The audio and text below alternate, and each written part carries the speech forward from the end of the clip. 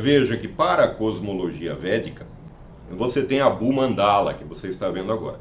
Repare que ela não se refere à Terra, mas ao universo. Esses discos, na verdade, representam as órbitas, uma projeção das órbitas planetárias nesse plano. A Bhumandala ela é baseada, veja o Monte Meru aí no centro, ela é baseada na flor de lótus.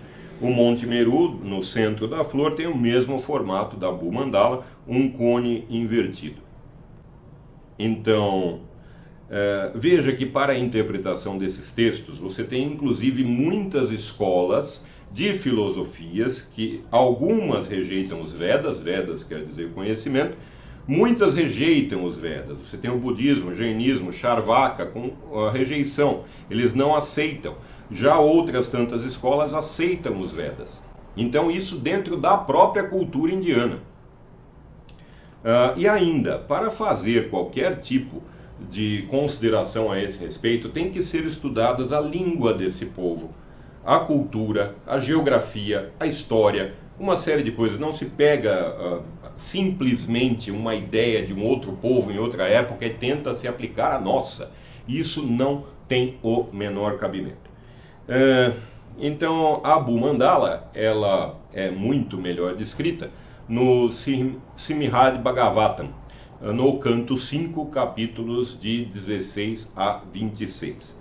Então a descrição ela é bastante completa a respeito da Bhumandala, mas fica muito clara toda a parte simbólica envolvida, do microcosmo do ser humano também. Sobre a localização da Terra, do planeta Terra na Bhumandala, existem duas interpretações diferentes. Então, veja, esse centro da Bhumandala é chamado de Jumbdvipa. Esse Jumbdvipa seria a parte, o menor círculo aí da Bhumandala, no plano com esses vários anéis. E veja que na parte sul existe Bharatavarsha. Esse Bharatavarsha, na verdade, ele seria, na minha opinião, a Índia. Não cheguei ainda a uma conclusão a respeito desse assunto, mas tendo a pensar que essa parte seria a Índia e todo esse círculo que você está vendo, o planeta Terra. Outras interpretações consideram que das 9 ilhas que constituem Bharatavarsha, apenas uma ilha seria todo o planeta Terra. Então o planeta Terra é uma parte muito pequena da Bhumandala. Inclusive os indianos consideravam trilhões de quilômetros, coisas desse tipo nas suas medidas do universo. Se você vai usar o aspecto físico da Bhumandala, vai dizer, não, isso é uma representação da Terra. Você pegou apenas uma das possíveis representações de todo um conjunto imenso de conceitos e analisou apenas aquele. Se você vai considerar isso, tem que considerar, veja a figura, os 7 reinos abaixo da Terra, cada um representando um tipo de comportamento, de sentimento. De acordo com algumas interpretações, cada um deles também teria o seu planeta característico. Então teríamos mais 7 planetas. Isso vai de aspectos linguísticos que têm que ser analisados para ver se eram planetas mesmo ou apenas estados de espírito. Então a Bhumandala, a representação do universo indiano, é apenas um estado de espírito.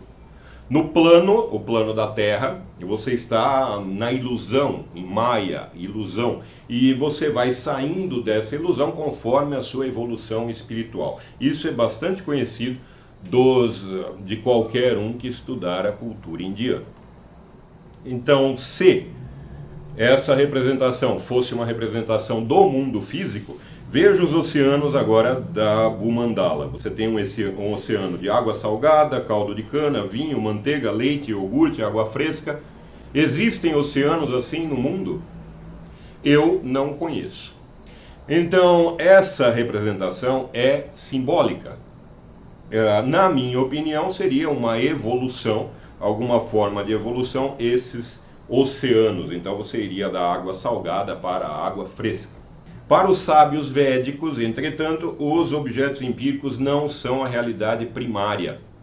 Então, essa realidade nossa, isso para eles é tudo ilusão. Assim como qualquer representação que seja considerada em um único aspecto e não em vários aspectos ou em um aspecto total, o que é muito difícil de ser feito. Por isso, ao longo do tempo, as várias disciplinas se separaram. Além disso, então, pelo acúmulo de conhecimento, essas explicações racionais, elas foram surgindo, essa necessidade de explicações racionais. Então, em qualquer cultura aparecem expoentes de estudo em determinado assunto, começando com algumas pessoas, formando grupos. Podemos considerar para a Índia antiga a Aryabhata, que nasceu em 476, morreu em 550 depois de Cristo. Então, na obra de Aryabhata, o Aryabhatiam, você vai encontrar já muita coisa, muita evolução do conhecimento, muito mais precisão do que havia antes. Veja que você tem ali, por exemplo, para o número π, 3,1416. Era o que usava Aryabhata. E ele conseguiu com isso calcular a circunferência da Terra com um erro de apenas 0,2% para a medida atual. Ou seja, já havia uma série de evoluções científicas e de cálculo que vão se desenvolvendo ao longo do tempo. Agradeço muito, um grande abraço a todos e até a próxima.